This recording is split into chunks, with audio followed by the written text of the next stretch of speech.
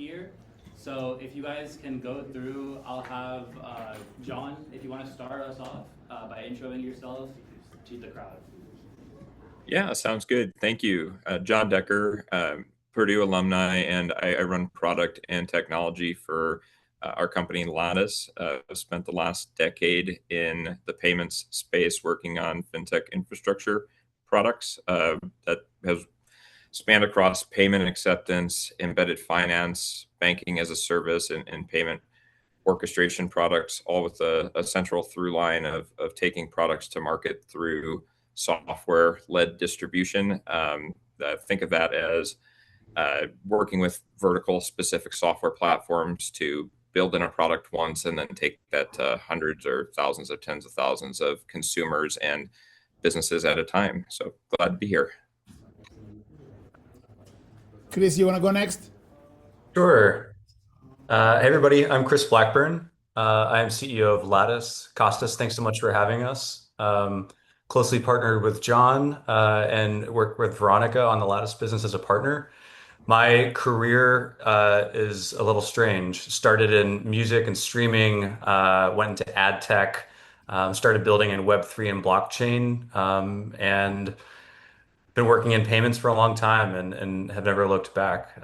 So very excited to hear from you all today and for the discussion. A lot of my questions and input are really going to be focused around go-to-market and commercialization, because I often think, especially for early founders, that might be a little bit of an afterthought. But if you're building in a vacuum with no plan for how to get your product to market, you're obviously missing a huge piece of the puzzle.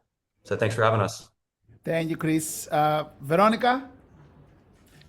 Hey guys, my name is Veronica Fernandez, and I've been in payments for most of my career. I just recently left Visa after almost 19 years. Before that, I was at US Bank, always in commercial payments, B2B, did a little bit of consumer prepaid. And most recently ran a P&L for Visa for small business, our large corporate and our government business, as well as our B2B fintech partnerships. And now I'm investing, advising, and having a little bit more fun, I guess. So it's great to be here, and I can't wait to hear from all of you. Fantastic. Dave, you're up. Yeah, Dave Schwab. Nice to meet you all. Purdue 2006. I also worked in payments for a long time. I started with Accenture Strategy and then Accenture Digital. And Veronica, we may know a lot of the same people because for 5 of those years, I was out at Visa in the Bay Area working with, we probably have some connections in common there, but working on different payment innovation products.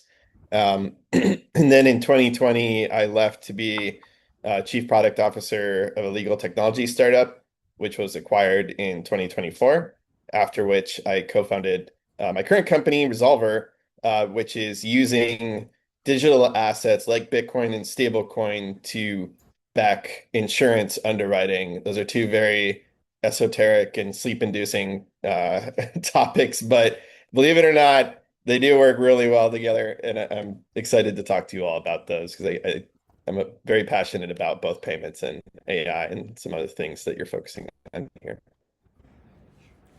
Thank you, Dave. And last but not least, Tyler. We leave the checkbook for the end of the introduction. So go ahead, Tyler. There we go. Yeah, I am Purdue alum, graduated degrees in chemical and mechanical engineering, and I started 2 companies in my career. And after the most recent sold, I taught at Harvard, and then I ran Purdue's venture capital group before standing up Rolltech. The firm I run now is a Series A and B B2B technology investor that invests in companies that make realistically industrial and mid-market companies better. So fintech is a huge portion of that. Thank you, guys. Awesome to have these introductions because we're going to move into our first question, and it's important for everybody to understand where you all come from when we ask that question. Just to give you an idea of who you got here, I think you got about 60 people between channels listening to this. Half of the people listening already are working on something and would love to sort of assess while listening to you, what else they should be thinking about. The other half are people who I would call, I see them a lot here at Purdue. They want to be builders, they want to be founders. They care about fintech specifically, but they haven't maybe necessarily found exactly what it is that they want to build on. So I'm going to start with a question that's in their minds and go straight to the meat of the problem as our kickoff question, which is, if based on your experience, based on what you've seen, based on your understanding of customers, problems, unmet needs, the introduction of AI to finance, and everything else that's happening around the world, what are some of the things that we should go build? That when you are out there, you're like, you know what? I think something like this needs to exist, and it doesn't. So it should probably be one of our guys here building it. We can do the same order if you want, and John, you can kick us off with your ideas, or we can do the hand raising thing where you tell us who really wants to go first. Yeah, that's okay, Costas. I'm happy to jump in. It's a fun question. I myself, I feel a lot in common with all of you that aspire to build things and solve very interesting problems. And I've taken a lot of approaches in doing that. I've built closer to the bleeding edge of technology, working in the hype cycle of embedded finance and banking as a service and virtual card technology when that was a thing, and then coming to market. And then I've also built a lot of really real businesses against much older, larger incumbent companies and a few things in between. And what I have found is oftentimes you don't have to look on the bleeding edge of technology to create a really real business, right? You don't have to be on the edge of the hype cycle. And I think we've seen that pivot in how AI investment is being made too. When Chris and I were first going out to raise on our business Lattice, everybody on the venture side was looking to proprietary LLMs, and then that shifted to let's talk about agent-driven commerce and how folks are going to let the robots shop for them. And then folks have only just this year really started to shift towards, well, let's get down in the weeds and work on some really applied use cases with clear outcomes, because end of the day, right, that's how you build a business. It's with outcomes for your customers. So that's where I would encourage you to focus. And luckily, the payment space, been in it 10 years now. You can walk into any payments business, any area of payments, and after a couple hours there, you could probably walk away with half a dozen systemic problems that need fixing. A lot of the space has been built and brought to scale on really operationally outdated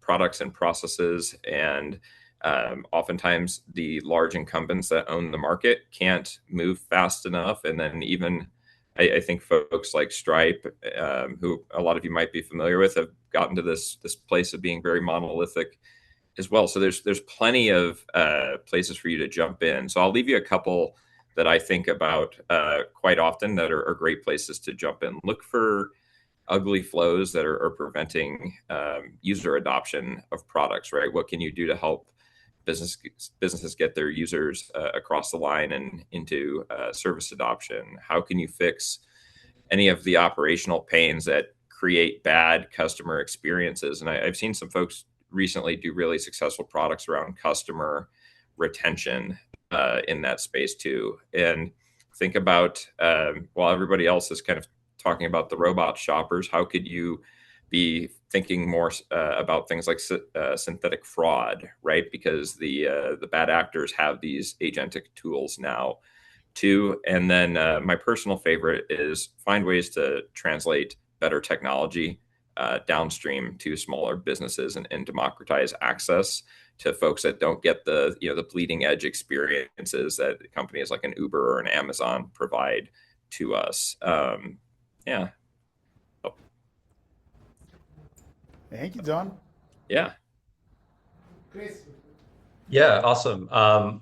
I think John nailed it, right? As founders or aspiring founders, our job is to live and breathe the pain, right? What is the pain that we're drawn to? How do we stay very close to that?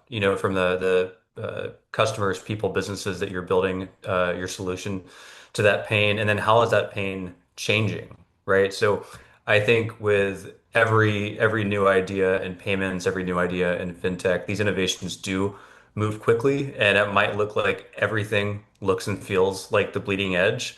But I think John's point is dead on, is that there are a multitude of high value, quote unquote, sort of like less sexy ideas that are billion-dollar companies, right? Billion-dollar ideas. If you can pull together the right team, the right distribution, obviously the right product to get in there and solve. And I'm thinking back to some of my early companies and teams, and what is the feedback that I would have liked to have heard, early on. Some things come to mind that might seem obvious, but I wanted just to mention. Um, I come from a sales, BD, distribution background, reformed product person for a time, and now back in a product-led company where our approach to distribution, I think, is as strategic and important as the who, what, and why of our product. And I think in a lot of cases, your distribution should come before your product, right? Before you're actually even building, because if you don't have a path to get it out there, um, you're sort of building in a vacuum, like I was hinting along. Something else that comes to mind that's I think also very important and specific to fintech and payments is find an enterprise partner who will tell you the truth, right? I think there's tons of value in building customer discovery surveys. Of course, you have to be in market talking to real customers. There's nothing that can replace that, but the difference in getting in front of a real operator, like a bank or a payments company, a card network, whatever it might be, and sit across from someone that owns a P&L and has a P&L problem, that might just drive your roadmap or a portion of your roadmap or the seed of an idea. And somebody that's feeling the stress of that from the P&L standpoint is going to be really quick to tell you where are their gremlins, right? What are the things that they can't solve and maybe haven't been solved for 10 or 15 years? And a lot of these things just require sort of a fresh perspective, and more than a fresh coat of paint for sure. I know I'm really excited for the pitches later on. I noticed that a couple of them touch on the regulatory environment. I think everybody should be thinking about the regulatory question as a feature and not a mode. And what I mean by that is treat compliance and licensing as a barrier, or a lot of students treat compliance and licensing as a barrier to avoid. But think about flipping that, right? So if you can figure out the regulatory path early, that can be your mode. It's a thing that keeps fast followers out, something that you can lean into. And then knowing that we're talking a lot about AI today, AI is a capability. It's not a business model. It's totally transformative. But the question isn't, are we using AI? It's what does AI allow us to do that was structurally impossible before, and at a price point that creates a new market. If you can't answer that, you're probably just building a feature. But that's what I got for now. Thank you, Chris. I think that was an amazing pass to Veronica because you said find an operator at a bank or a card network that's going to tell you the truth. So, Veronica, tell us the truth. I am a truth teller. No, I mean, John and Chris really said probably a lot of what I would also say, but maybe I'll vector in a couple of areas. I think one is kind of if you look towards the future, right? If you look towards where the puck is going, I think two areas that we touched on. One is agentic payments, right? I'm sure many of you have been tracking like X402 pretty closely. But today I would say agentic payments is still, I think, a little bit futuristic, in the sense that, you know, we don't know if X402 is going to be the standard that sticks. There's really no production grade infrastructure for agents to kind of autonomously do things like authorization and execute payments at scale. So I think it is coming, but it's not right next door. So that's probably a little bit more future state. So just as you think about go to market and where you can grow and how quickly you can grow, that doesn't mean you don't go and try and build, but I would say that's one.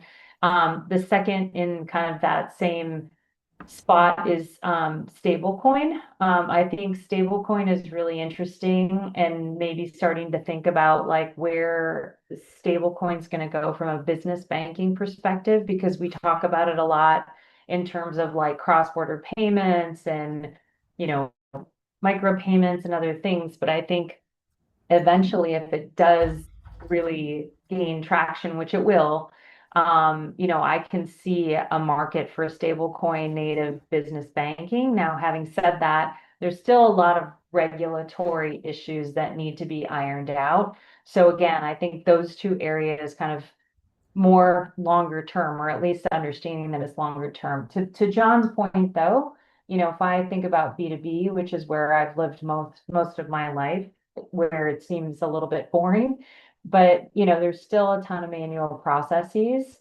And so, there's a couple of areas. I think B2B cross-border payments or just cross-border payments in general. Yes, you've got folks like Airwallex and Wise and others, but I think that's such a huge TAM that, there's more space to be had there, especially for, if you're bundling payments with like a trade finance. So I just think like there's a lot more to do there. Secondly, I would say just more horizontally, anything that services small business. I have a real passion for small business.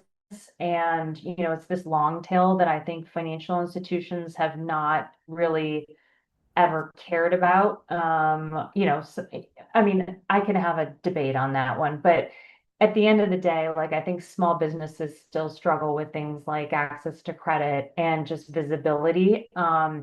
They want to be the CFOs of what they love to do. They don't want to have to do the CFO function, right? Like that's not where they're experts.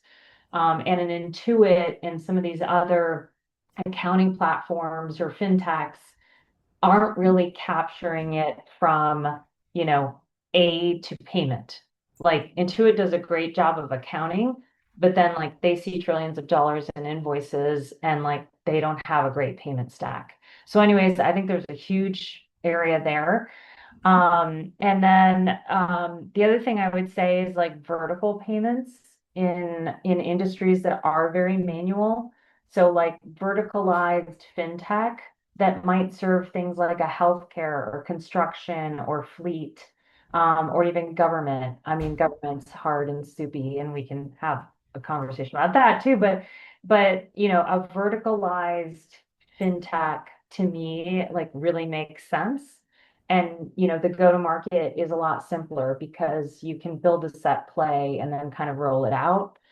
Um, and then the other thing I would say, and sorry, I'll wrap up quickly, but the other thing I would say is financial institutions struggle with legacy technology, and they want to partner. There's like, there's times I would say during my career where it's like financial institutions wanted to build and then they want to partner and then they want to build and then they want to partner, and we're definitely in the era of partnership, and I don't think that's going to go away anytime soon because they're not nimble and they don't have the engineers to really build forward tech APIs. So anything you can do to service that or help them there is good, and you can get scale quickly. I mean, quickly after you sign a contract with them, which will take you 2 years. But you guys get what I'm saying. And then the last thing I'll say is value-added services. Visa and MasterCard have built the growth of the future of their business on value-added services. So what I mean by that is you might have product market fit and a really solid product. But if you're not thinking about how do you layer on different ways to add on to that product, whether it's consulting or other services, etc., like that will be the flywheel for the future. So just how do you think about, value-added services? I have other thoughts, but I'll stop. Thank you, Veronica. Dave? Yeah, I feel like I'm learning a lot from this. So this is great. Um, yeah, it's sort of similar to what Veronica and frankly, I think everybody was saying.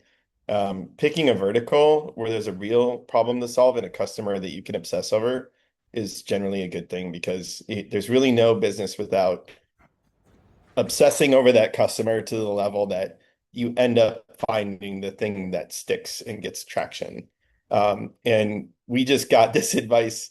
It's a little depressing, but I think it's valid. In full disclosure, we do a lot with Bitcoin and Tether, and like a lot of our backers are, I mean, Tether's like one of our backers. So I will be heavily biased in terms of TradFi versus like Bitcoin and DeFi, especially Bitcoin. But so take everything I say with a grain of salt. But anyway, the depressing thing is the best advice you can give any entrepreneur is don't do it. Don't go build a business. If you don't care about that advice, then maybe you can do it. But I mean, really, financially, expected value, the best advice is not to do it. And I think that's just because you have to be that obsessed about it, and you have to feel like it's part of, like, if I don't do this thing, I'm just not complete as a person, and I'm not going to be happy doing anything else. Because it does take that level of grind to go make it happen most of the time, right? If you want to work 40 or 50 or 60 hours a week and have holidays and stuff like that for the next 5 years, then it's not for you. So that's passing that along, but I think it's a good heuristic and a good litmus test to be like, am I really do I just want to innovate, or do I really want to go do this very high risk, very high commitment thing? Because that is what it's going to take. And then, yeah, as far as, so that's sort of test one. And then, I mean, really, it's such a target rich environment in fintech. It's an amazing set of infrastructure that has been a tremendous benefit to society. And I think taking the time or having the curiosity to learn about money and fintech as a technology and what that actually does is a very worthwhile thing to do, especially while you're a student.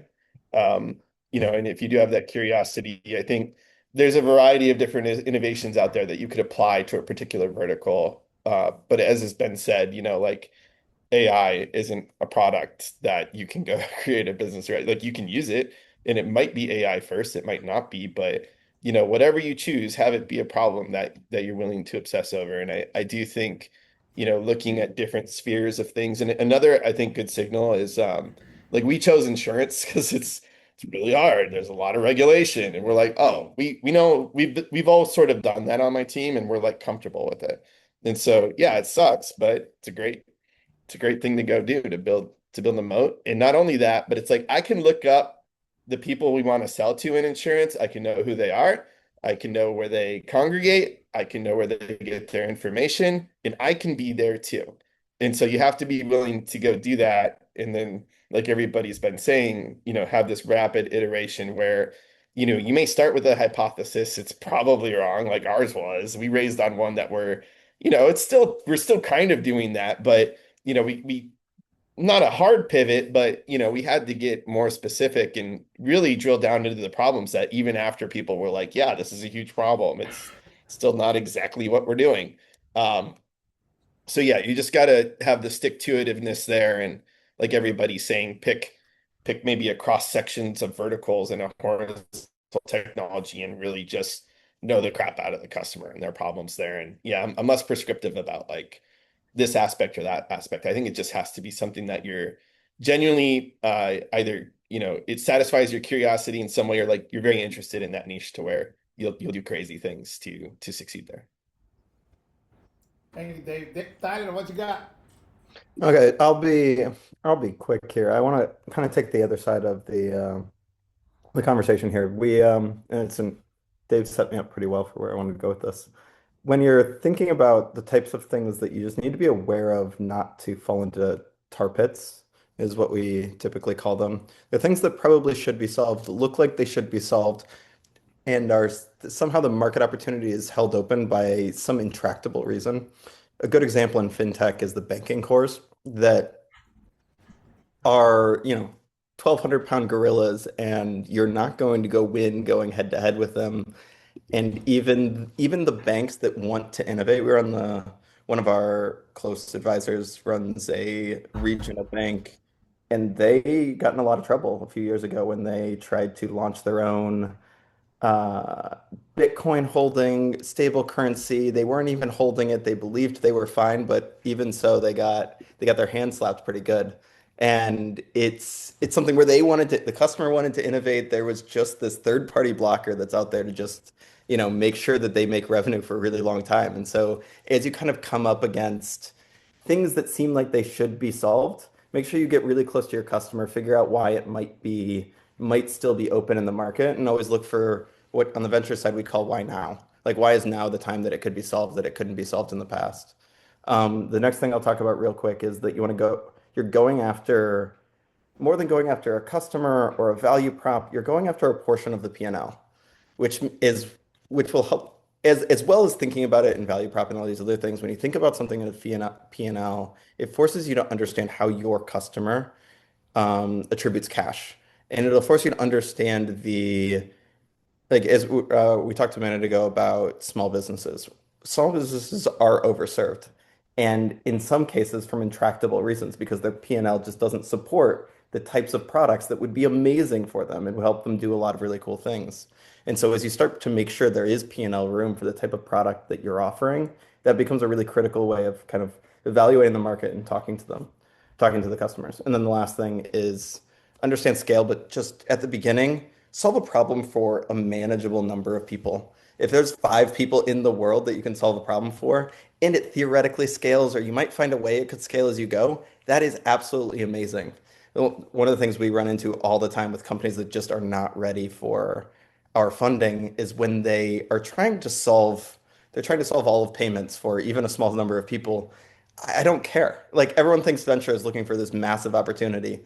I'm not. I'm looking for a healthy business that has customers that really desperately need their product. And then we all have some idea that we could get to some level of scale that could, change the world in a meaningful way. But I don't have evidence of that. I'm not trying to have you do everything. We're going to get there one step at a time really quickly, but those steps happen in order and not all at once. Thank you guys. That was super helpful. So I'm gonna let everyone pitch in here with more questions. I want to hear from you all. Go ahead, man. So I have a. Should I stand up or? No, I think good. Yeah, if you stand up. Stand up? Yeah, Or? yeah. Okay. So I have a question for Veronica. You mentioned that agentic payments are still in the future, but like some companies have already started adapting, like Visa, MasterCard, and like some banks have already like built the software around that. So why do you say that's like more in the future? Like, what's the problem there that you see that maybe like we don't know about, like for agentic payments? Yeah, and maybe I didn't say it well enough. Yes, I mean, Visa is working with so Visa will probably not build an agent, right? But they are going to enable how to, safely authorize, etc., the off ramps and the on ramps via, say, a virtual card using stablecoin. So I think what I mean by agentic is there's a lot of different ways in which you can define agentic.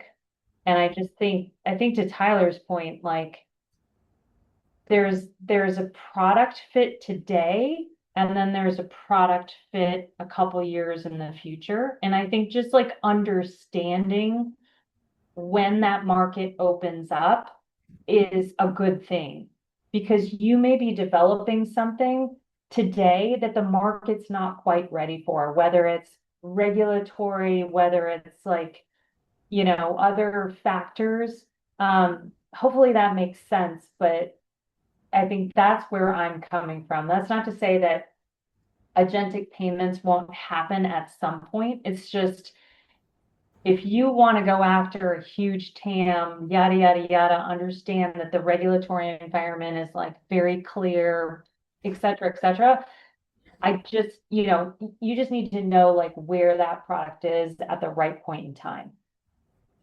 Does So that yeah, make like sense? the technology is there, but like people are not ready for it yet. Is that what you're kind of saying? Or I think the infrastructure, I think the technology is there. I think there's a lot to figure out from like a regulatory and infrastructure perspective, a trust and authorization perspective. But that's just my opinion, right? And I don't know, something may happen tomorrow that might unlock everything. You just, I just don't know that we're there today. okay, yeah. I don't know if anybody else agrees or disagrees with me, that's okay too, but One of the things that might help is the winner of search was the firm that was only focused on indexing. They sold product to the other search firms. They were focused on a very, very, very narrow portion of the search class. And so, like Veronica mentioned, there's just all these things that are up in the air and we don't know about. Trying to win payments is often going to be the Yahoo or Lycos or whatever of the world. Winning something really, really narrow within that scope, somebody who wins something really narrow will be the company who wins the broader. Might be a helpful add-on to Veronica's yeah. comment. So maybe if you have something where like you have a solution for micro payments right today using agentic, maybe that makes sense. But if you have a solution that you're building where, I could go use agentic to go buy at Costco or whatever's in my head, which again, our chief product officer, Jack Forstall, talks a lot about, but like, I don't think that consumer agentic is going to happen in the next year. What about businesses? Like, what about businesses that are trying to automate, for example, for example, I'm a worker. I don't want to ask my boss for every single thing that I buy and like all of those things. That could easily be automated. Like those processes can be easily automated. Do you think the businesses are ready for that? Yeah, I've talked about this before. So from a B2B perspective, I don't want to monopolize, but like from a B2B perspective, I think where AI can help is like as you think about the different stages of the manual processes. I don't think that tomorrow AI is going to solve for I'm a treasurer and I just, I'm going to allow AI to go do and buy all the crap that like I need for my company. But if I'm a treasurer and, AI can help to pull out where I have exceptions as an example, or, help with my vendor directory, like to solve specific problems, then yes, but probably not like the full end to end. Okay, thank you. Yeah, I think it's an interesting question. There's lots of L402 protocols out there, and I'm probably coming at this more from like the DeFi hacking perspective, where there's a lot of really cool stuff going on with agentic payments. That's very exciting. Um, like, will the Visas of the world be ready for it first? No, but there's ways to solve problems while making it forward compatible with these technologies that can work too. So it's not that you shouldn't look at these things or do cool stuff there, because I think a lot of really cool companies, and just other people I know working on stuff, they started because it was like, oh, I I read this thing where like Lightning Labs, like Elizabeth Stark, give her a search. She's incredible. Like I saw her announce this L402 protocol for Bitcoin Lightning payments, and it's really amazing, and I can imagine lots of applications for that. But like, for what vertical, right? Like they have the protocol, and there are similar protocols on other chains, but like, what's the vertical? What problem are you solving with that tech? So there could be something there at the confluence where it's like the fact that it does utilize L402, and that might not be your value proposition, but it could be that it's forward compatible with that architecture. And by the way, when agentic stuff comes online, you'll be there to solve it and apply it to that niche. So it's like maybe you don't need to ignore that stuff, but at the same time, kind of know who you're selling to. And are you creating a new market? Are you off in DeFi land doing stuff? Because there is value there. But or are you selling to somebody more traditional? And like my business is focused on very buttoned down stuff. We don't like, yes, our stuff actually is agentic and compatible, and we can do things where we, shard private keys and crap like that. But like, do we lead with that? No. Like we lead with, we have these certifications and have these licenses, and we're solving this very specific problem for underwriters. So, but those cool technologies can be an awesome way to like find your way to that niche too.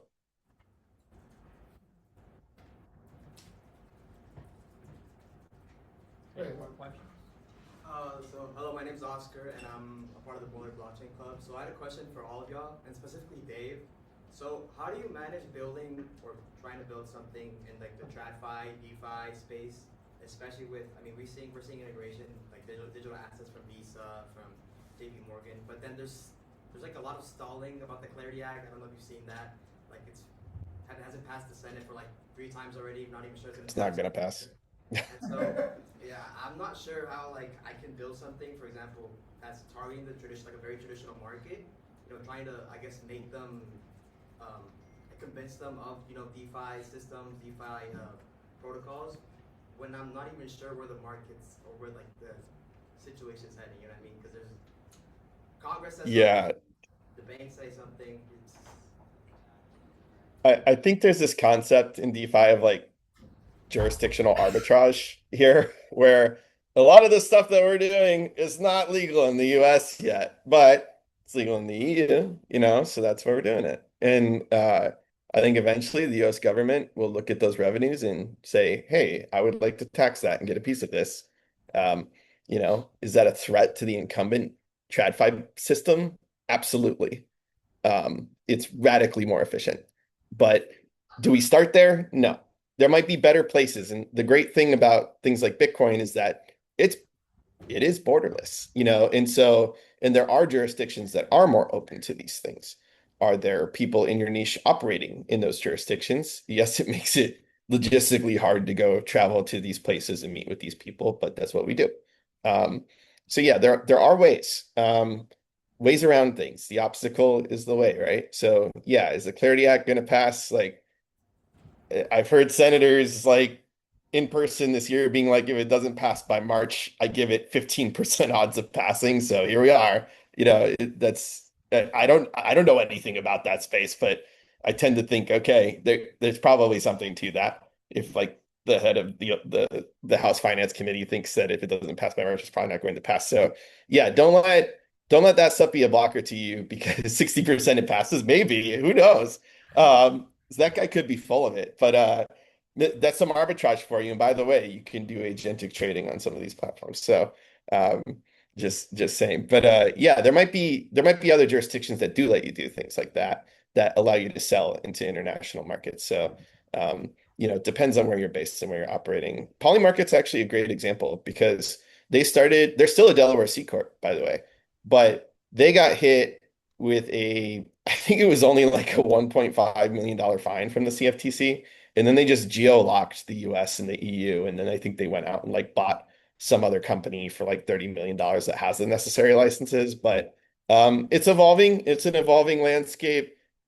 I'm not saying go and break rules or even bend them, but a lot of it's up in the air still. And just some jurisdictions will be friendlier to that you can distribute out of if you're looking in the DeFi space. So your mileage may vary. It depends what industry you're going after, whether that's acceptable or not. I think, like to Dave's point, like the Clarity Act is also tough, because you have to look at the industry that you're threatening as well, right? So it's like, if you're threatening the banks, with things like stablecoin yield, like that's going to be a tough hill to climb. So, I think that's what you also have to think through as you think about what you're building. Yeah, just to add on to that, I think it's also fair to say that we're no longer in the first inning, of crypto and digital assets. I don't know if we're in the second or the third inning. But the Bitcoin white paper came out like almost 20 years ago, right? And think about the market. It took a while for the market to get where it is today, but there have been almost 2 decades of entire industries building, around this. And I think that, the promise of crypto and blockchain, I think one of the easiest things to sort of harsh on that is that there is a lot of solutions looking for problems, and I think that's very healthy, right? To hyper test and be like, is this area of DeFi really needed, or how can you prove it, right? I think as it relates to regulation, though, you have to understand and really continually check in on what can you actually get away with, right? And then what do you absolutely have to adhere to? Like the what do you absolutely have to adhere to should be really clear. But this is a really good example of where working with people like Veronica, working with very senior operators, who have been in the trenches and from the command ships of these large institutions. Think about them sort of bringing you the trust framework, right? Like here's what is needed. Here's the framework for how, from an institutional standpoint, you could actually build this, help that institution move faster if it is working with a card network or working with a bank or whatever it might be. And Bitcoin and crypto and digital assets, like that's how many of like the biggest names sort of were able to get started. And then others just said, screw it, I'm just going to go do my own thing. And they took a bet that they could pull it off and that they could exist. And a lot didn't make it. And many did. But I think as founders, you are never signing up for something that is low risk. It's high risk everywhere. And then you have to decide what is the risk that I'm going to bet on, right? And then I'm going to bet that we're building at the right time. We have, the cash to weather any storms. We have, the traction, or with the product, we have the team to actually prove out that we can solve a pain point and really just commit. And then be open to iterating, right? You're probably gonna make micro adjustments and maybe even some major adjustments as the market changes, and that is also part of the job. Stay out of jail, Stay out of Just, jail. maybe draw the line there, and everything else is sort of up for debate. Hi, my name's Jen. I guess this question's meant for Veronica. So with the rise of AI, there has been many voices saying that it's inevitable that AI will be integrating with financial software, whether it be purchasing items on behalf of you, like let's say you ran out of milk in your refrigerator and the AI inside of the refrigerator buys milk for you. These AIs are meant to purchase items that would be the cheapest for you, right? And so they would be using stablecoin, crypto, instead of primary traditional services like Visa, Amex, where processing and service fees are relatively high. And based off of this, what would you say the thought process between any actions that these traditional companies are taking to mitigate these risks? I think I heard your question, but it was tough for me to hear. So let me take a stab. I think you started talking a little bit about AI kind of in the B2B world, or agentic payments in the B2B world, but then talked about consumer and whether that was actually going to happen, and then what rails were going to end up being used. So hopefully I provided that synopsis okay. So I think what I'd say is this, I'm probably, so this is not me as Visa talking, this is Veronica talking. I don't necessarily believe that maybe in the consumer world, we're going to be okay with, hey, my agent knows that in September or August, my 13-year-old daughter is going to go to school and she needs new clothes, and the agent knows exactly what she wants and is going to go buy it. I don't know that that's where it's going. And I think that's even further afield in B2B, in my own opinion. This is my own opinion. I don't think that's something that will happen in the next 2 to 5 years. I just think there's always going to be a human in the loop. And yes, there's some things that you can put on autopilot, but ultimately, we are going to want to make choices. And I just think that's very basic thing that all consumers want. And like when you talk about a B2B transaction that's much, much larger, like there are things at stake. And so things are going to happen before all of that happens. This is Veronica's opinion. As far as the rails go, I think there's always going to be choices between, the different rails and the size of the transaction and the frequency of the transaction, the type of data that has to flow with that transaction. And whatever rails are going to provide what that user needs, that's what's going to get used.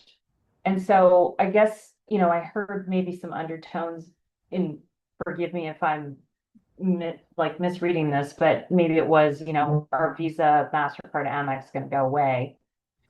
I just listened to a podcast on this.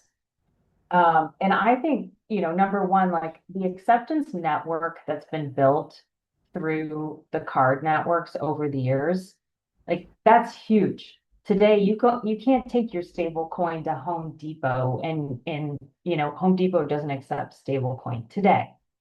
And so the reason why Visa created these virtual cards that are on ramps and off ramps is exactly because of that. And, there are other people in the industry that have expressed these opinions that, there are going to be different rails. Certain rails are good for different things.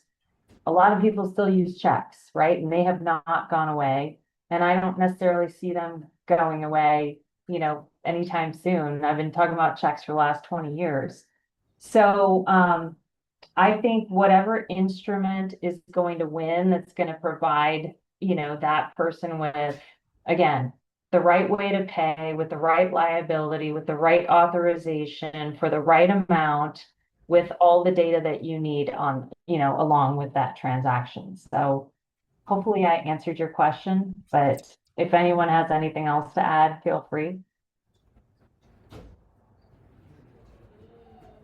I think that's a good example of like why try to solve it for like society when you can pick a very specific problem to go in on and solve. Because it's like, yeah, you got to respect these network effects and the value that these titans of industry have provided. They're not there by accident. There's tremendous value that they have solved to earn that position. So you have to come in and respect that and maybe find a niche where maybe it doesn't matter as much if it's an AI doing it, if it's a prediction market trade, right? Which I've read people doing on Polymarket. I haven't done it, but it's interesting and people are out there doing things. So yeah, it's if you're into something like that, into a particular tech, again, like I think that's kind of what I'm hearing from Veronica's message is like, yeah, maybe focus on something a lot more tactical and specific rather than trying to like be the next Visa or something like that. All right, we'll do one more question for a grand total of 4 minutes, including the responses, so we can move on to our pizzas. I want to wrap this up with one last question. We've talked a lot about specific verticals and regulatory workflows. Can each of you guys go through rapid fire maybe and name one specific vertical or financial workflow that's either very manual or could benefit a lot from some sort of fintech innovation, and then what that would look like? It's a test. Who wants to go first? Yeah, I can. I've been fascinated with the accounts receivable, accounts payable, and it goes into FinOps, really not fintech, but they overlap enough that I'm good with this answer. In the way that's if we think about the economies of scale, the network effects that Visa and MasterCard have is this two-sided marketplace where they have data and they have the distribution effects out into the suppliers of products and the consumers so that you have a card and the infrastructure that combines the two. Nobody has really been able to do the understanding of risk around the accounts receivable and accounts payable so that small, medium businesses can have integrated supply chains against others. And there's just some glue between that existing interaction that has really obvious network effects because you have a one-to-many and many people interact with the same suppliers or vendors and if somebody can put data glue around all of that with a product that the stakeholders use and love, there's just something really beautiful and powerful there. And I mean, we're tracking like, I don't know, 10 or 15 companies that are around that space, and we just haven't fallen in love with someone's ability to solve a problem that exists now, scale into the large company that could be. But I don't know. I'm really in love with that idea that in between somebody paying someone else and paying them reliably and paying all of their vendors reliably, there's some really, really important information for all of the other people interacting with that party. And as that comes together into a product, I think it'll be really special.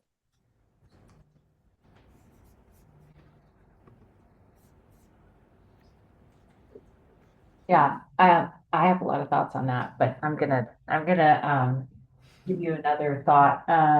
So I think I think a company that grew from like a vertical, kind of using some of what we were talking about, is Toast, right? And so as Toast thinks about, you know, as you think about what Toast was, I mean, initially it's like a POS, right, for the restaurant industry. And then it just became something so much more. Also kind of intertwines with like the small business point.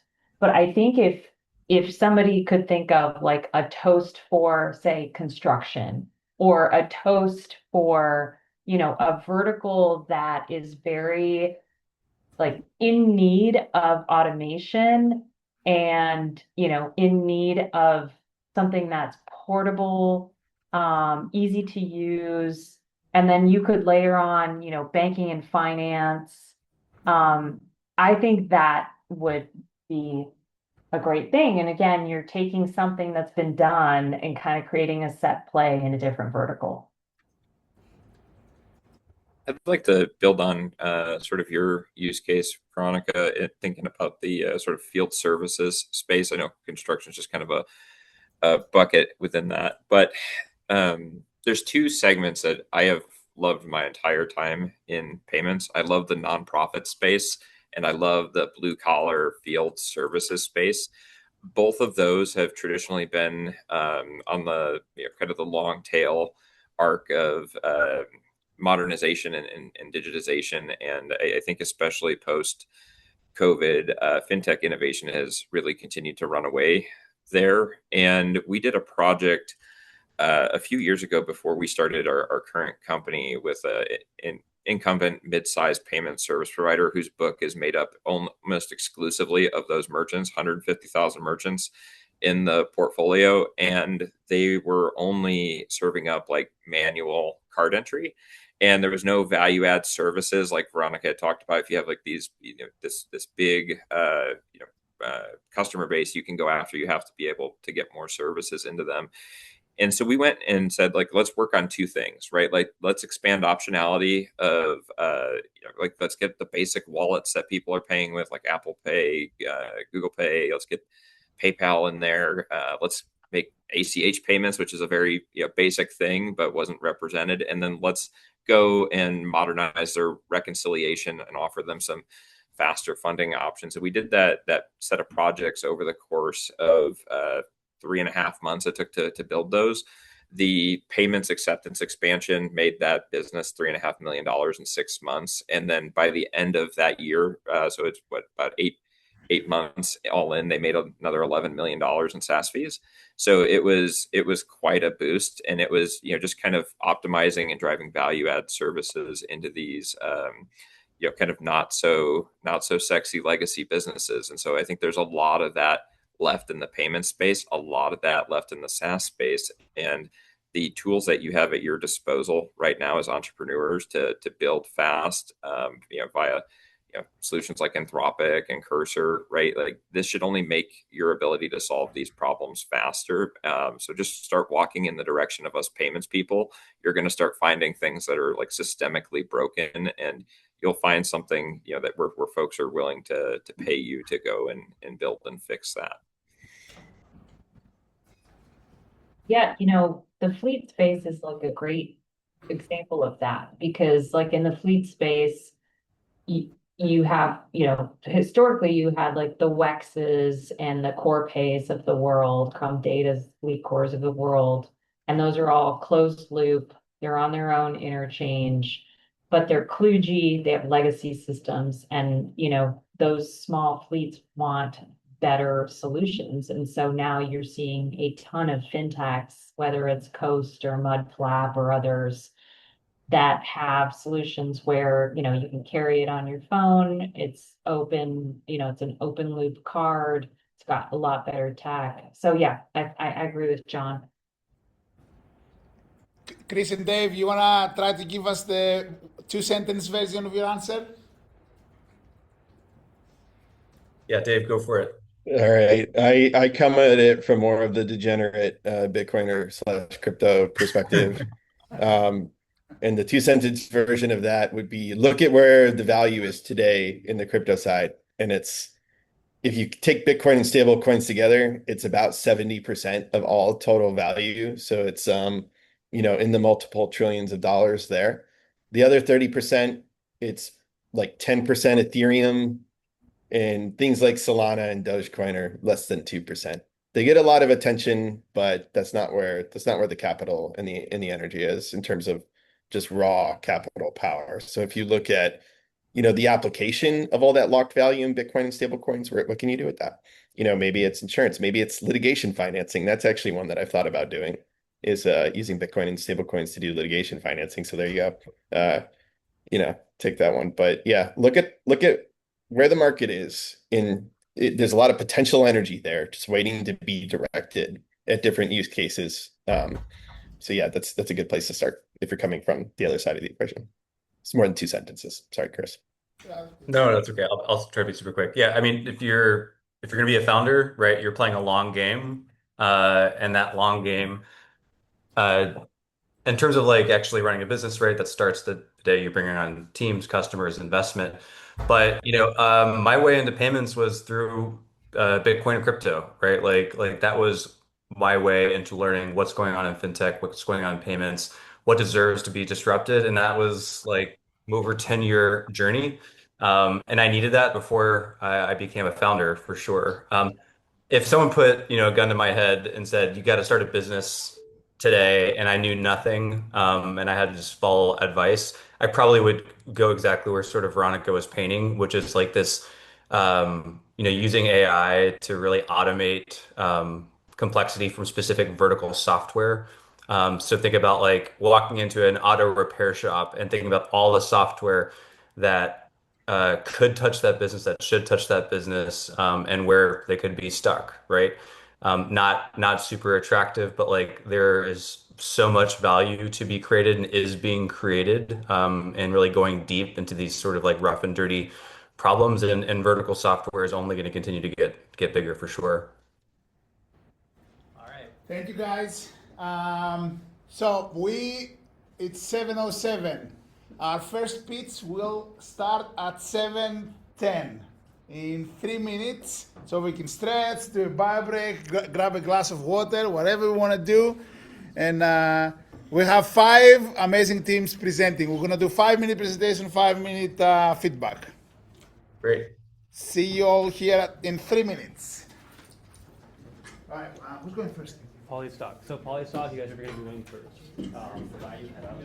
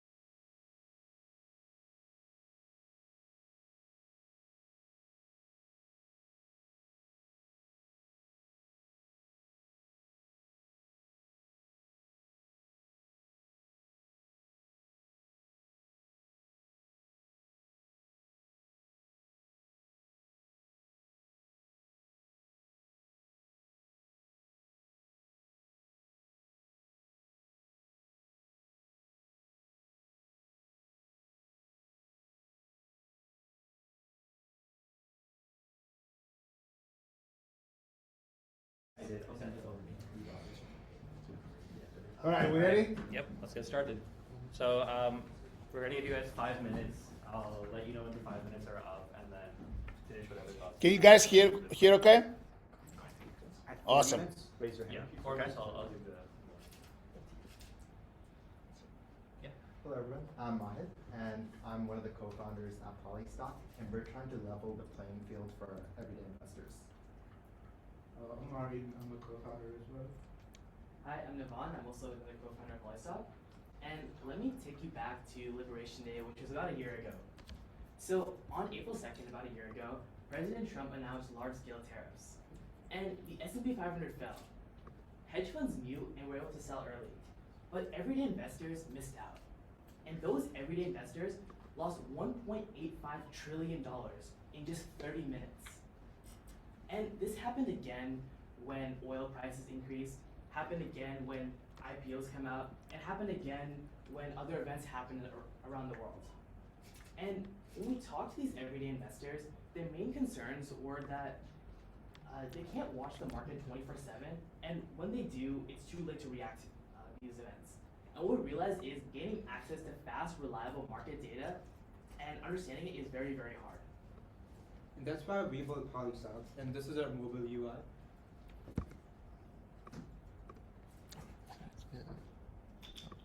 And we help everyday investors build financial agents that monitor the market for you and automatically execute strategies and trades.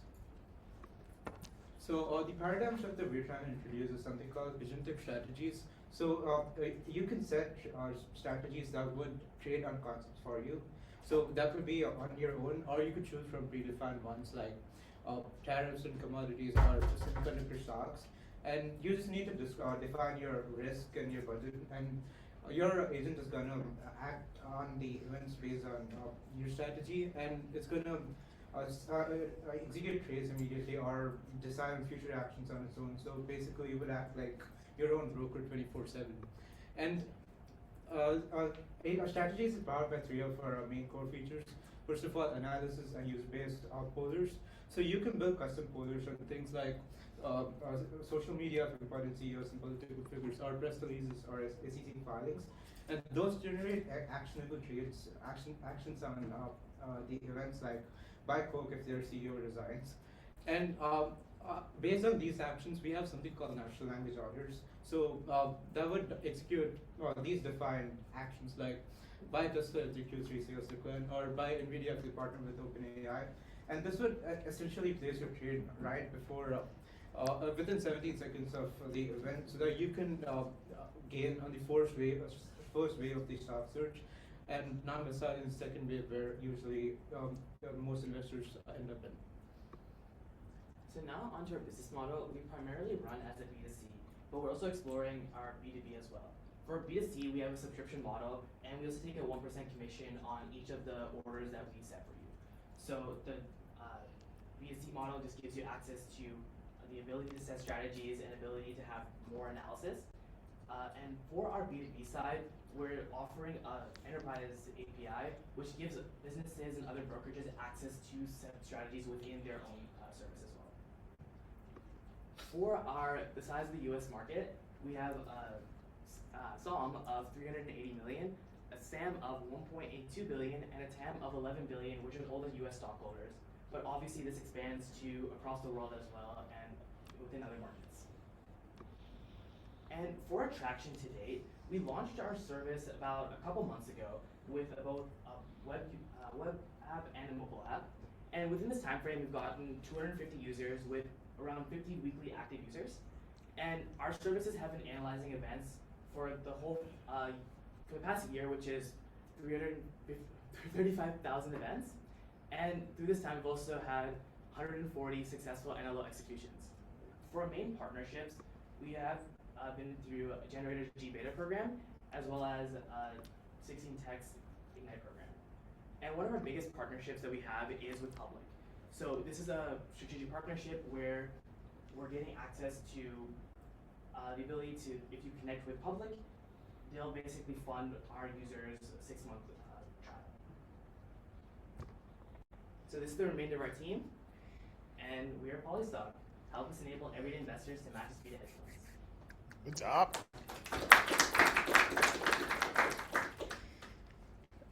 All right, panel, thoughts? Well, I just want to say, great work. That was super impressive and fun to listen to. Question about different scenarios, like when a user's natural language instruction is ambiguous or could be misinterpreted, who bears the liability for a bad trade? Is that the user or the platform? Yeah, so this is like one of the things where things can go wrong, but what we've done is kind of create some guardrails and some predefined scenarios. So natural language orders in the back have some sort of like general flows that we find, like partnerships are one of the key things that causes spikes in stocks, or acquisitions, earnings reports. And so we've defined some types of NLOs that you can place and what strategies are doing in the background. And so technically, the user will be the one that will lose out if things go wrong, but we're trying to restrict, but still enable as much creativity as possible. Thanks. I have a question, if that's okay. Go ahead. Oh, yeah. I saw pending RIA registration. Are you all, as a company, registering for an RIA license? Yeah, we're trying to become a robo-advisor under the SEC currently. Okay, and that would enable for you to have more of a B2B to C model. Is that necessary for you to execute? Even for B2C, because taking things like placing the trades, executing trades, and also taking the commissions algorithmically, all require this sort of compliance, and so that's what we're trying to do. And we're able to get that like robo-advisor exception because we're not going to have humans kind of managing people's money. It's all our algorithms. Well, thank you. Got it. Quick question from my side is, as I think about your application of agents, right, in automating and executing those trades on behalf of consumers, are you using that surface that you have to engage with the consumer and looking at ways to nudge them or otherwise steer them in more coherent investment directions? Because I think oftentimes like this is another really good area where applied use cases are really beneficial. Here it's like the average Joe doesn't know a whole lot about the investment markets or what represents a sound strategy for them, and I think it's where you see a lot of folks struggle with like retail platforms like Robinhood. So curious if you guys have thought about any of that. Yeah, that's definitely the direction we're going. So like initially we started off with just like letting people place like individual natural language orders, so like just on a particular partnership or something like that. But people, like we saw like our customers like kind of struggling like what to place and what to do because they don't know the strategies. And so we're creating predefined strategies for people that just want to kind of let us handle it, but like some like tested strategy. So like it's like bet on GPU partnerships because we've seen success in that. And so we place like a trade for them in advance when a partnership in NVIDIA and Tesla might come out or something like that. But then also we're targeting people that want more creativity. So people that want to define their own polar, so they want to stock some site or news source, and then based on something that gets published there, buy something. And so it's a combination of both. Just real quick, who are your competitors and what makes you guys different? Is it your NLP or is it something else? Yeah, a lot of it is the qualitative side of it. So a lot of people are making like agentic like trades based on prices and specific numbers rather than key events that cause surges. And I guess one of them that recently became a competitor is actually one of our partners. So public.com, which is the brokerage we use in the backend for placing trades, also released their own version of agentic strategies, but their initial release is more focused on like the actual price. It might be like, if Tesla is at this price at 9 a.m. in the morning, then buy it one day, or things like that. But we're targeting like more event-based trading. We are. Yeah. So one question. Oh, yeah. Go ahead. This is the last one. Last one. Go ahead, David. Oh yeah, yeah. One of the things that at least in some uh, things, some mentors and advisors are like, capture the end user and like build a moat around them. Like, what is your plan to capture your end user and build a moat around it? Since already folks like Public are coming up with similar features.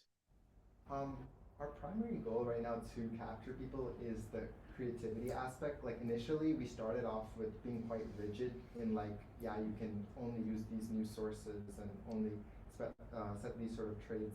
But now we're allowing people to create full financial agents just with natural language and run their own custom strategies. And so like we're hoping to capture a lot of the people that previously were like, I have this specific workflow that I manually do in other sites, or a combination of other sites, but now I can fully automate that on our platform. Thank you guys. Appreciate it. Who's up next? Next we have Tutor.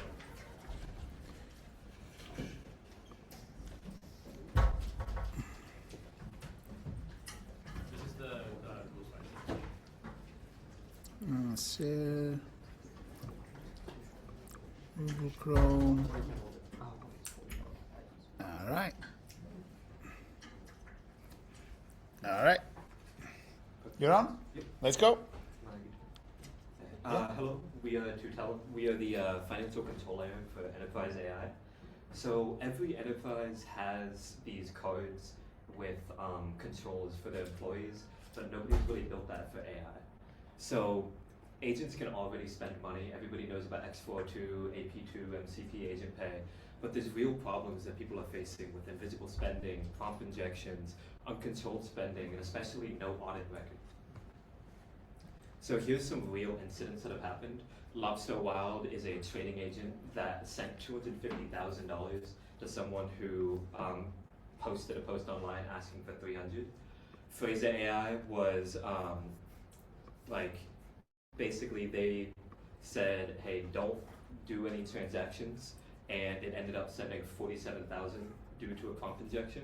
And then lastly, Google researched its own AP2 stuff and found that prompt injection had serious weaknesses for its own software. Yeah, so here's sort of the reason why now. There was a 119% expansion in agents across enterprise.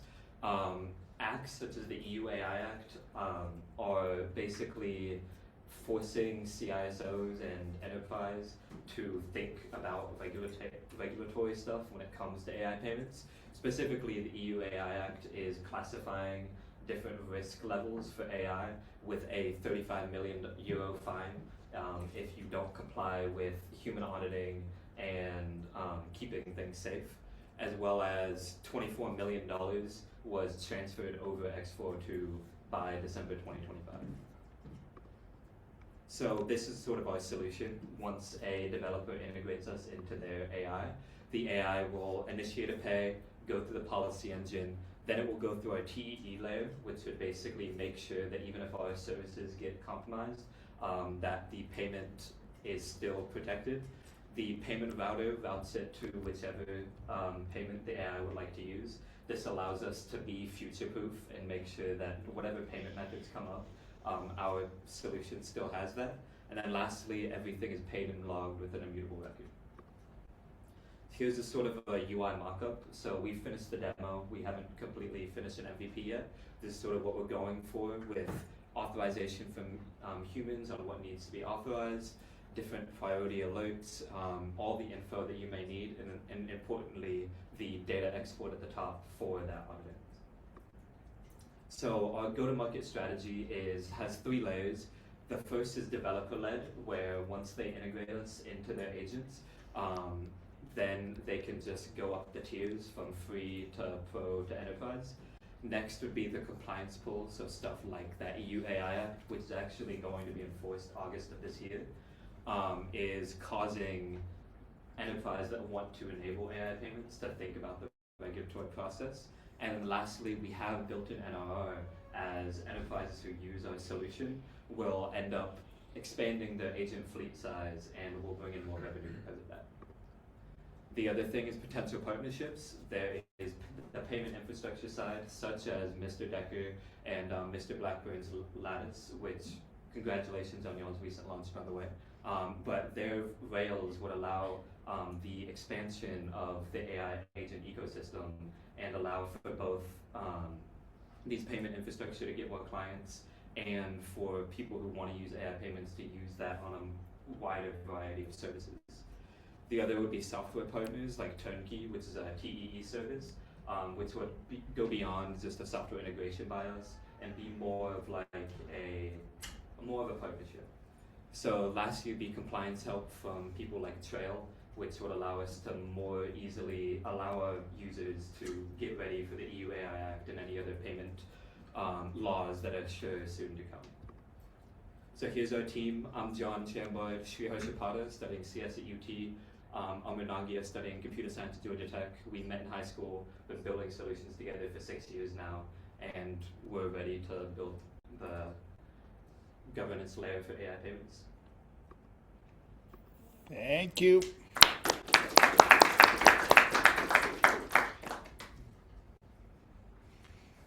All right, all yours.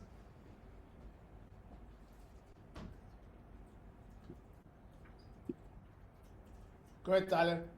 I was about to say, is this where everyone just looks at Veronica?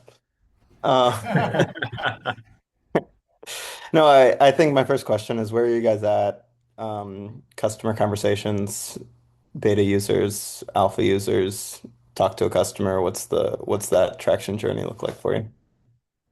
Yeah, so we've just been mainly talking to customers, applying to accelerators, stuff like that. We only really started building about 2 weeks ago. We finished the demo in about that 2-week span. But now we've had ongoing conversations with a couple smaller startups that are interested in the AI agent payment space. And so that's just sort of how it's been going so far. And then we've made it to the final round for a few accelerators as well. And when you talk to the customers, less interested in the accelerators, but when you talk to the customers, what do they get excited about? What portion of this product stack gets them interested? What do they?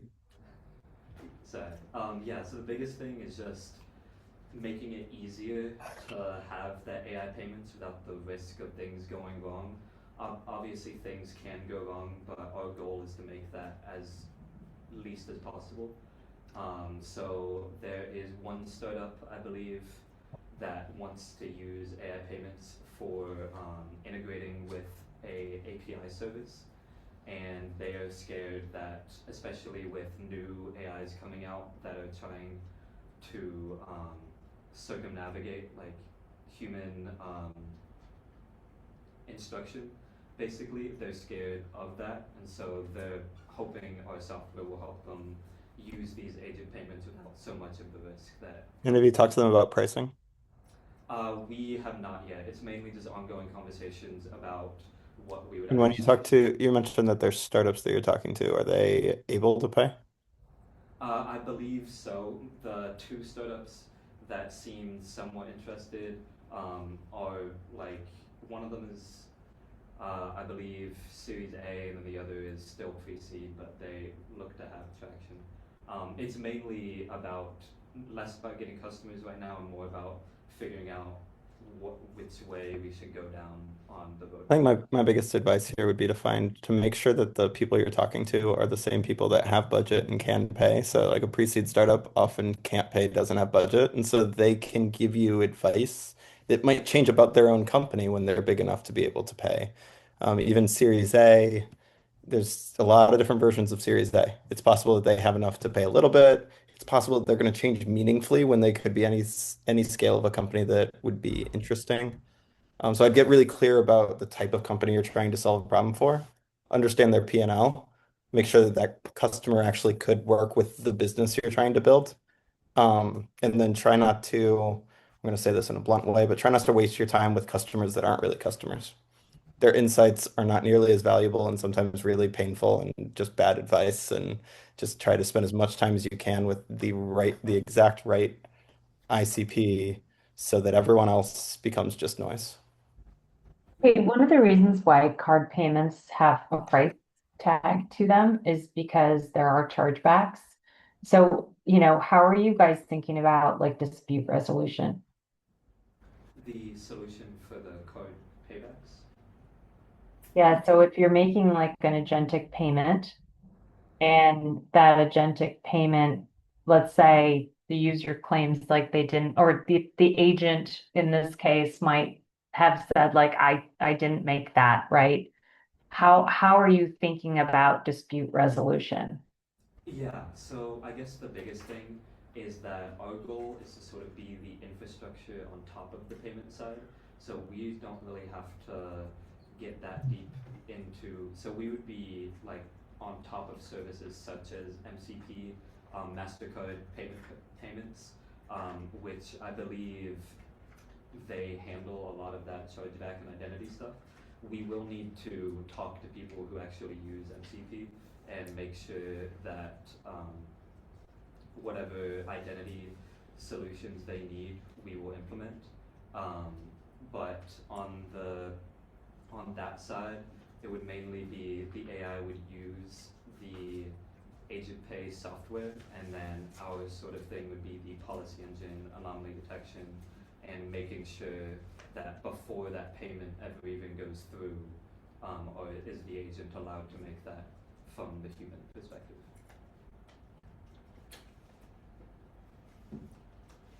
One last one. Or we can wrap it.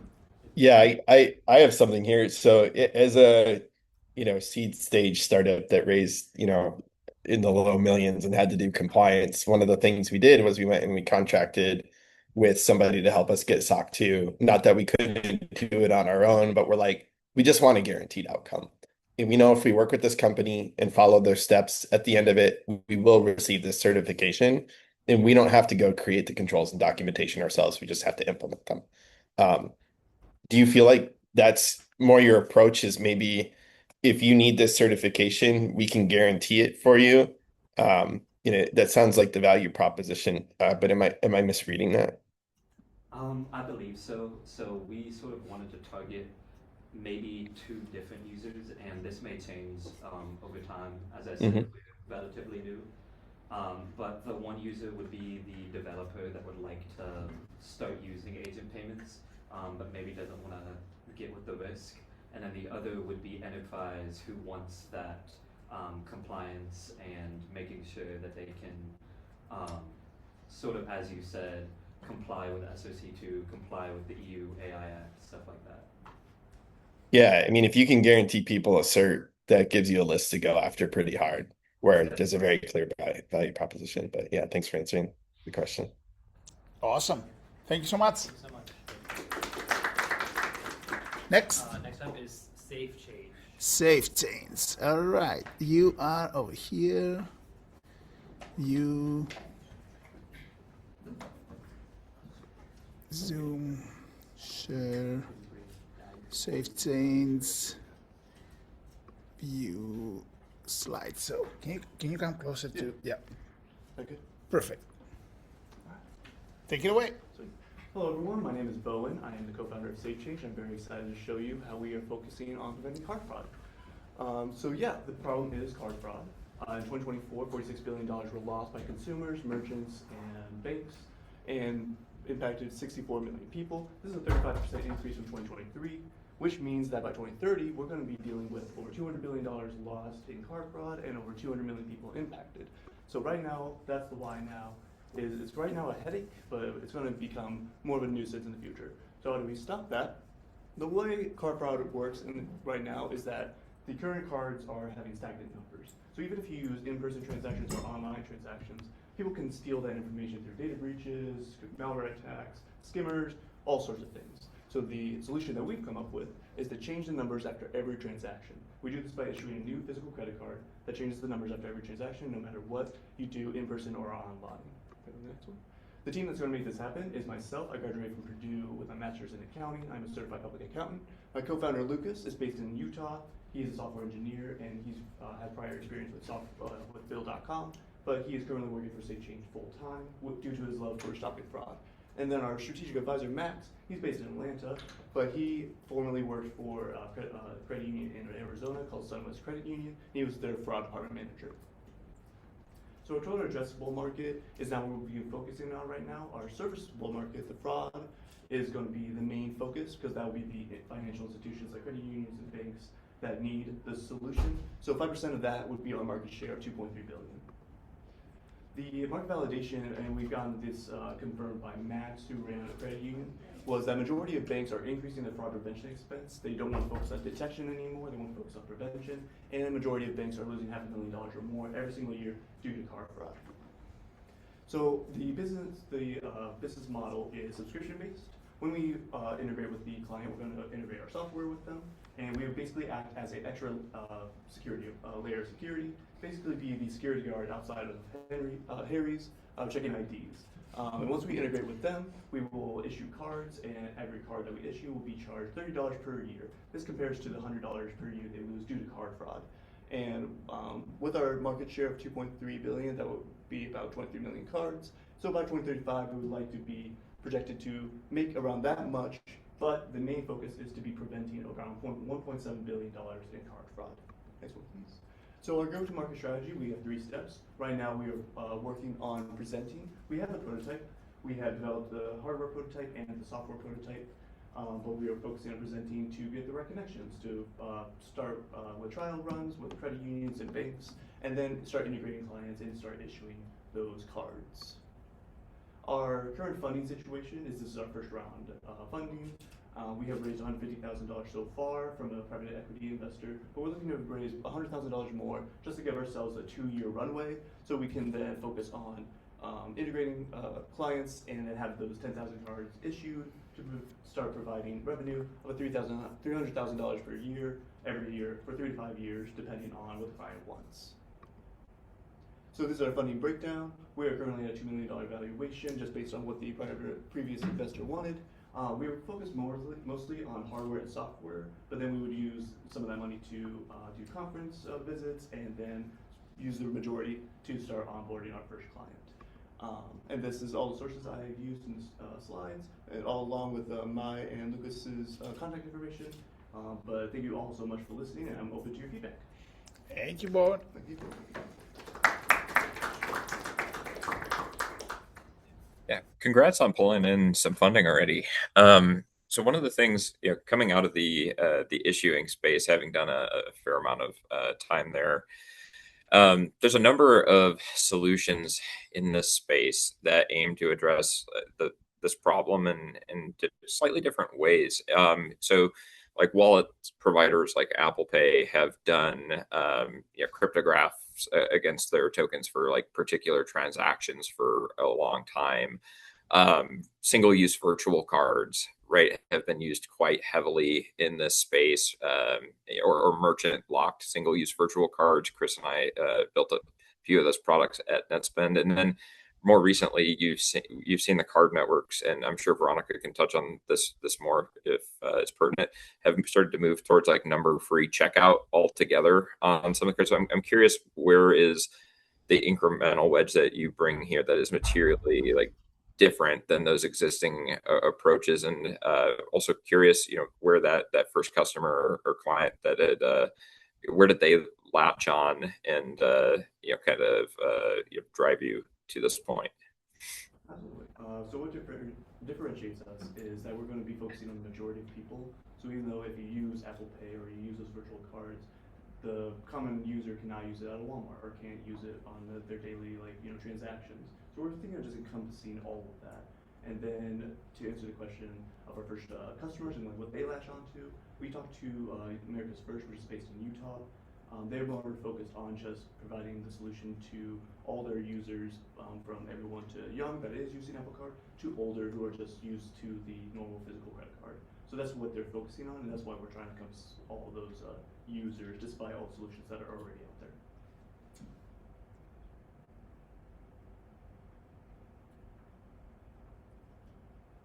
Yeah, I'm still confused.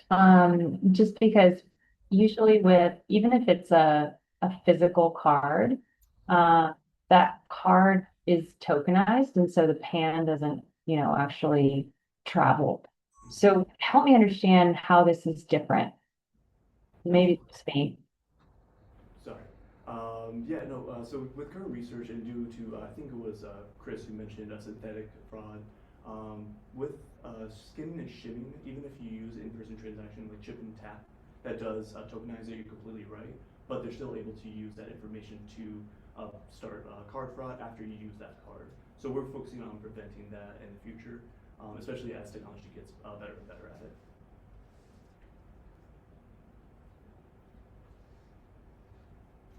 So I might push back just a little bit on that, because when you're dealing with sure, there's obviously there's like the point of ingestion of a card at a terminal, and there is always that risk of say employee fraud or somebody skimming that card. When you are using a say like a neobank product that offers so those single use virtual cards, you can tap to pay and avoid that problem altogether. So I think like that's your actual competition there.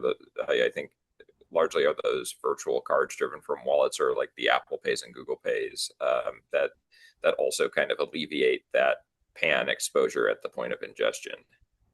Yeah, I agree with you, John. Oh, I'm sorry. And I think the other thing I would just add on is, even Visa as a brand is realizing that like a physical credential is going away.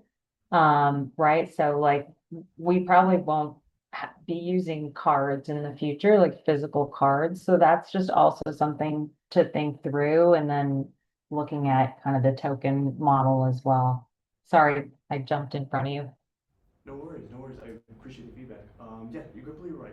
That we are definitely leaning towards mobile payments more, but still certain vendors and merchants require physical cards. Like if you're at Walmart, they do not have the tap to pay option.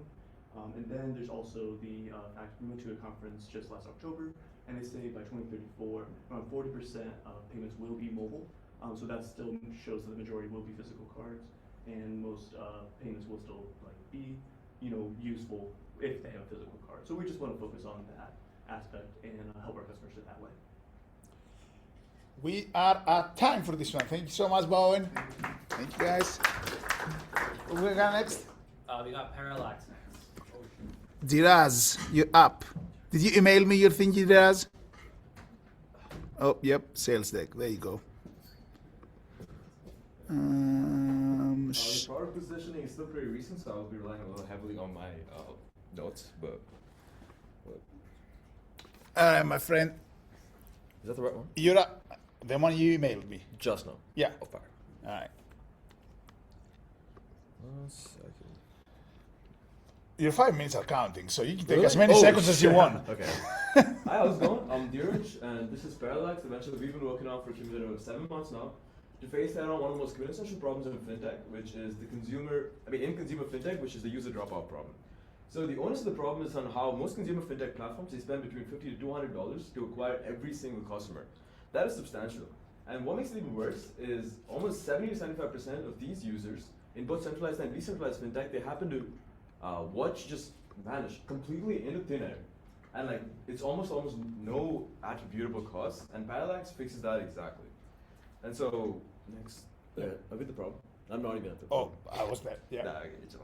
Okay, so here's the problem, right? Picture a user about to make the first trade. Maybe the number looks a little bigger than expected. Maybe the fee means nothing to them, but the interface, it offers them nothing back at this moment of hesitation. There's no context, no clarity, purely just silence, so they pause and then they leave. But this drop-off, it isn't behavior. My hypothesis is that it's architectural. The platform never spoke when it could have. Next slide, please. Actually, okay, yeah. Got it. Nope, this previous. Okay, so here's how it works, right? Your current stack, and I've observed this from like extensive customer discovery over like 4 to 5 months in both decentralized and centralized fintech in a bunch of different like varying sizes. But the current stack it watches all of this happen to excruciating detail, but only much after. So Post Route, Full Story, all these are backend analytics platforms that track user behavior and motion to to such a minute degree, but they do nothing to resolve it. But the data, it gets reviewed weeks later, and like in some cases, I have people on tape saying it's months later. And so your CLM, so CLM is customer lifecycle management. So these should be the stacks. These are those annoying emails that you get, like that offer you maybe 20% off to come back, and they basically beg you to hop back onto the platform after you've dropped off. But your CLM, it fires a push notification hours after the user is gone. And at this point, interns cold, and they usually almost never come back. And so, yep. And so this is my hypothesis, that the gap isn't a tooling problem, it's a timing problem. And so these sequences, the CLM sequences they convert, are very expensive. But the funniest part here is that it converts at around 7%, yet it tends to be the predominant solution for user drop-off in a lot of different spaces, fintech particularly, and e-commerce is another. But here's the price of the issue, and here's why this is significant. For a mid-sized platform, this is between $5 to $8 million annually, and this is not even touching on the unrecovered, this is not even touching at the potential revenue that they leave on the table. And so this is the issue that's sitting quietly across two different budget lines no one's ever connected before. The acquisition spend is completely written off when you use these users. So like I said, that's back to the $50 to $200 you're paying to acquire every single customer, completely gone. The CLM software and bonus, that's completely based on a cold lead. And all the revenue that the user could have created for you, it's now completely gone at that very first friction point. And so what this leaves you is a giant revenue leak with a very detectable source. And so imagine this instead. The user hesitates with capital commitment, but Parallax, it detects that signal in under 200 milliseconds. A relevant inline overlay appears, as I will show you in the demo right after. But then the user now gets context. There's absolutely no CLM trigger that's fired because it's no longer needed. They're right there. There's no bonus that's wasted. The interface spoke and the user stayed. Wait, should be a demo there. Is there a demo after this? Oh yeah, okay, there's a demo after this. Go back. Yep. Thanks. My bad, it just made this. But put simply, what this would give you is the $50 to $200 you spent to acquire. It's not written off. The CLM budget, if you were to offer them that bonus, is now redirected to leads who are actually warm and still on your platform. And so you convert them almost 100% of the time. And all the lifetime value that the user would have generated never leaves the table. And the reason I'm confident is because it's been proven in other SaaS contexts. It's just it hasn't been proven in fintech because of regulatory and compliance overhead, which I'm sure you're intimately familiar with. But this would essentially design with that as a design constraint and use that as a moat, as someone brought up earlier, as opposed to it being a limitation. So what if it's just like a very quick like? Do you wanna use a minute on this one? Actually, no, hell no. Just all right. See, I knew it. Yeah. But what I want you to picture, since we didn't go through the demo, is let's say you're hesitating on something. Let's say you're buying, let's say, stablecoin or Bitcoin, and it were to give you some kind of number that looks intimidating, like a $20 transaction, let's say charging you $5 for like your gas charge. What it would do, it would just show up with like a little bubble inline, instrumenting your hesitation, just tell you, hey, this is not negotiable. This is just a function of you using this platform, no matter which platform you go to. That transaction charge is just a function of using the network that transaction occurs on. And so it's essentially just comforting the user and saying, you have no control over this, just move on. And so in a lot of cases, that simple intervention at the right time is proven to be pretty successful in converting the customer. And so before you ask, another differentiator is that it's built for compliance, right? The things that keep these compliance and security teams up at night is a design constraint from day one, which is there's no recommendations, there's no ASK guidance, there's nothing that's personalized. And for compliance teams, there's no expanded regulatory surface, and for security teams, there's no PII exposure to customer interaction. And yeah. That's it? I mean, I would go over this, but I'm a part of it. Thank you. Yeah. Thank you, Diraz.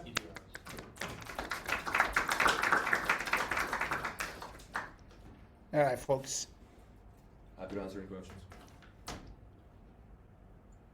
Have you proven the uptake somewhere? Because the great pitch is, I see you are making some money. Would you like some more? We have proven that it can give you a lift. Wait, is the question that the concept's been proven?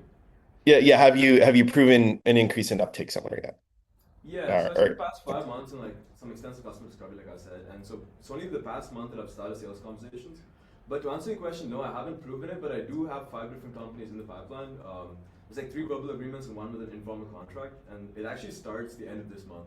So I should have an answer for you in like a month from now. But yeah, that's like a very crucial assumption. That's still unproven, but I should have an answer for you next month. Cool.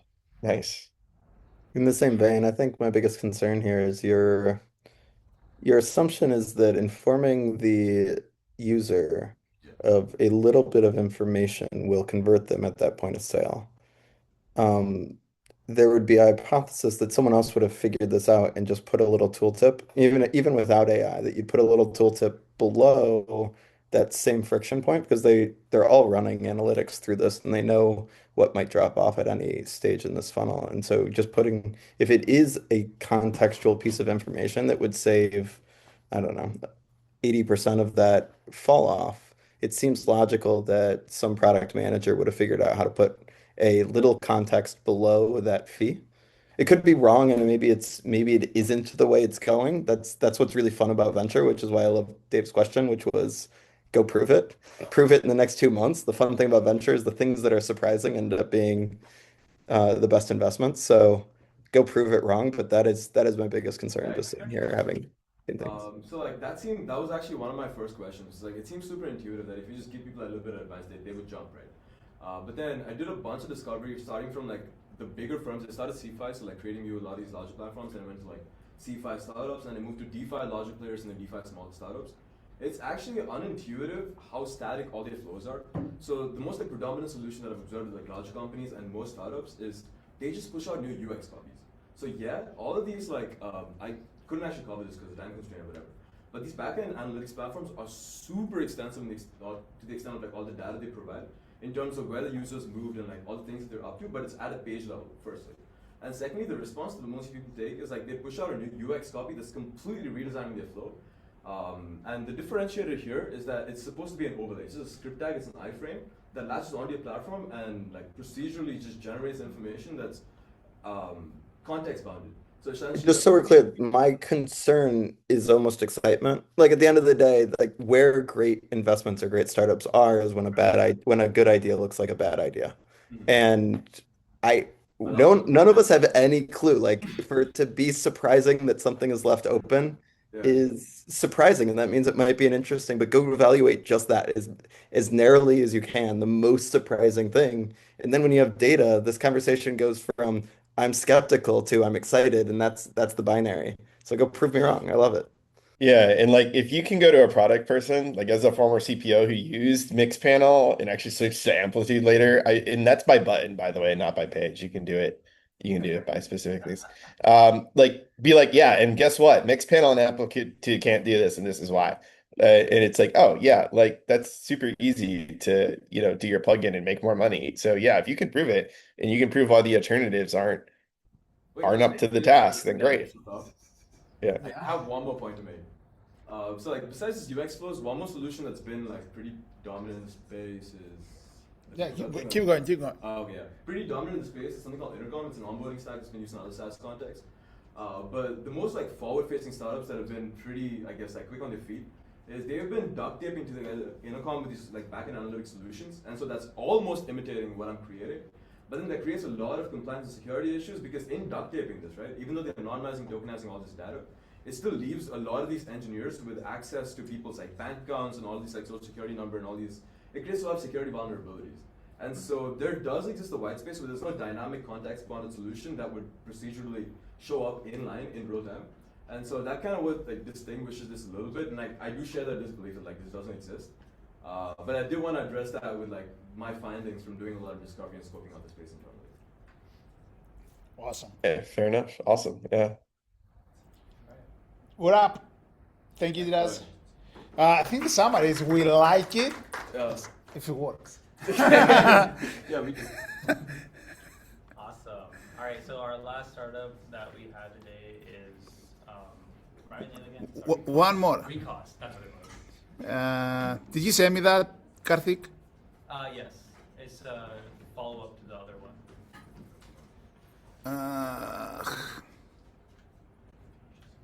What is it? Oh. Not that far. Can you send it to me again? Where is it? It's from the Build Purdue. Oh, shit. Yeah. All right. Where's the? Do you have it? Yeah, I got it. All right. Give me 1 second. I'll set it. And you're up. Okay, hello guys, we're Recost and we make your API costs for you. So the problem is API costs are becoming a major untracked expense. So AI and API usage is exploding. Pricing is usage-based and it's not fixed. And teams cannot attribute cost to features or code. So API is a blind spot in every engineering project. Now, what is recost? Well, we help companies understand and reduce their API costs. We scan their code and runtime usage. We show where their money is being spent, and we identify waste and optimizations so companies save money immediately. Now, we are a full-stack API cost visibility tool, so we have an open-source VS Code extension that surfaces API cost risks directly in your code, middleware SDK that tracks real API usage in production, and we have a cloud dashboard that shows cost trends and optimization insights across all of your projects. And we are bringing an MCP server that brings API cost visibility into AI-powered developer workflows. It's fast and easy adoption for developers and enterprises. So for traction, we've currently built and shipped a working product. We shipped our VS Code extension, our middleware SDK, and our cloud dashboard. So we have an end-to-end pipeline where users can scan, analyze, and find optimizations for their code. We've also validated our idea through real usage and traction. This idea is originally the winning idea for the Stripe's Best Web API track in Hack, Illinois. And we are currently in beta testing with around 20 active users. And we launched on ProductCon Alpha Day, and we peaked at around top 20. So for our market opportunity, we're looking at around $7 billion in the API management market. And 75% of modern applications are API first. And we're looking at explosive growth driven by AI adoption. So every API call is a cost, and no one is currently tracking. So our business model, we have 3 tiers. First is our free tier. This would be basically our open source VS Code extension, and we give free tier users around 3 projects with a limited number of scans they can do using the middleware SDK. Our pro tier would be everything else, but more usages, around 20 projects, and then more usage for the middleware SDK. Our enterprise, we would have to talk with the company, but it is custom pricing. So our competition, we have companies like Datadog, Telecom, Langsmith, and New Relic. Most of them do runtime tracking. Some of them do support all the API providers, but we are the only ones that provide static analysis, cost optimization, and IDE integration. So we're defining the API cost layer, which no one knows. So why recost? Well, first, we are open source developer first adoption approach. We have full stack API visibility, and we work across all API providers, and we are positioned very early in a new cost category. So for our financials, we're trying to take a approach where we are asking users $19 per month per seat, and we are planning to expand from developer to team to enterprises. So our goal financial projections will be year 1, where we are planning to get around $20,000 in monthly recurring revenue. Year 2, around $100,000 in monthly recurring revenue, and then as we bring in enterprises, we think we have more than $1 million in annual recurring revenue potential. So this is our team. Andres is the CEO. He's a computer science and finance major at Boston University. And Aslan is a CTO. He is a CS and music major at UIUC. And I, Dongyu Yoon, is a CEO here, data science student at Purdue. We've won 12 hackathons combined, including Hack Harvard, Y-Hacks, and Hack Illinois. And we felt the pain firsthand, so we're really very keen to solve this problem. We're asking around $500,000 to $1 million for our pre-seed. We're going to use the fund to develop our product and develop our infrastructure, and also grow inside the developer community. And our goal is to reach the product market fit, scale to tens of thousands of users, and convert early teams into paying customers. Thank you. Wonderful. Thank you.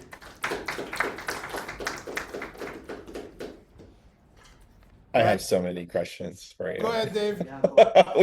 We are heavy users, like a lot of people, of multiple AI agents. It is Bitcoiners and things like that. We tinker, and we like open source things, and it's like, sorry, I have 4 kids, so they sneak their way in. But yeah, if you can give me like a solution out of the box that's like, you know what, I'm going to call the right API endpoint at the right time for the right problem, then I might open my wallet, because I'm paying a couple $1,000 to all the frontier models right now. And it's like, yeah, maybe I could have a VPS somewhere and be running, some 75 billion parameter model, and, paying basically nothing. So it's like you can prove the business case. The pain is super real. Like the dev pipeline, it's evolving rapidly, but like two things. Two thoughts rather. One would be, can you actually solve that problem for me and not just give me data? And maybe I'm not your ICP. And then the second one would be, what prevents, Anthropic Agent Manager for just releasing this as a feature, eventually directing the calls to the right protocol a bit more dynamically. Yeah, so firstly, we are actually solving the problem. So we pull live logs and we scan your static code to find the problems first, and we're making an MCP so your coding bot can actually get access to our data. Now, what prevents Anthropic making this just a feature is because Anthropic will eventually not want to analyze API calls from ChatGPT or XAI. They have competitors. And of course, they have their own dashboard for usages right now just for Anthropic. But the real pain is that people who have multiple API endpoints and from different providers, they have to go around 10 different dashboards every day trying to figure out what's wrong with every single endpoint. So yeah, that would be my answer for your questions. Great. Is this the point where he pulls up a contract, Dave? I do want to talk to you more. Yeah, we're looking for investors, and we have a really great team. I want you guys to meet the rest of our team members. So if you guys need my contacts, please let me know. Thank you so much, guys. You gotta say. Yeah. Okay, I guess that wraps up questions. Thank you so much. Thank you. And thank you guys all for coming to our event. I hope you guys learned a lot from the initial panel. I hope you guys also found some of the startups here very, very interesting, learned a lot from them. To the speakers, I will pass on the contact information of all the student founders who presented today. And to all the student founders who presented today, if you guys could pass along any sort of additional resources, LinkedIn's, any sort of external, like public stuff that you guys have to me, to Build Purdue, I would happily pass it along to these guys so they can get in contact with you if they so desire. I want to say a couple of things. Tyler, John, Chris, Veronica, and Dave, I cannot thank you enough for doing this for us today. Fantastic, super insightful. I had two jobs to be done coming into this one. The first one was, let's figure out, do we have a community here and that is interested enough in the topic? Can we gather the community around to see and meet each other? Mission accomplished. Number two was, can we learn from each other? And that's not just us in the room, but you from each other, us from each other, and just hearing the comments and you talking earlier, I think mission accomplished in that as well. So I'm really, really happy. John, thank you so much for starting all this. It was John who had the original idea to do this, and thank you so much for making it a reality. And absolutely thank you, each and every one of you, for your time today. Yes, thank you guys so much. Yeah. You all are super impressive. Yeah, feel free to reach out anybody after the event. Absolutely. Yeah, guys, very impressed. Yeah, really great work. Keep at it. The speakers, guys. Thank you all. Keep kicking ass, guys. There's so much. You guys are on the verge of some really interesting things, and some of the worst ideas will turn into the best ideas. The best ideas will turn into the worst ideas. So like, I don't know, take advice, go figure it out. We'll be wrong half the time, and no one knows which half. So just figure it out. Well said. Yep. Thank you guys. Yeah. Thank you all. Yeah. Thank you, Kostas. Thank you.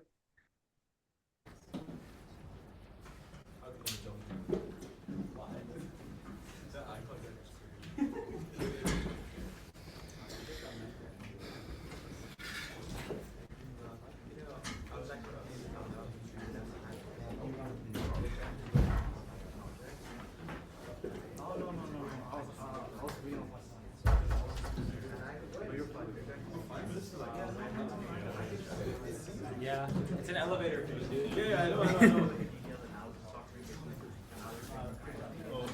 You did good. No, I'm pretty sure I'll send you this afterwards. New presentation.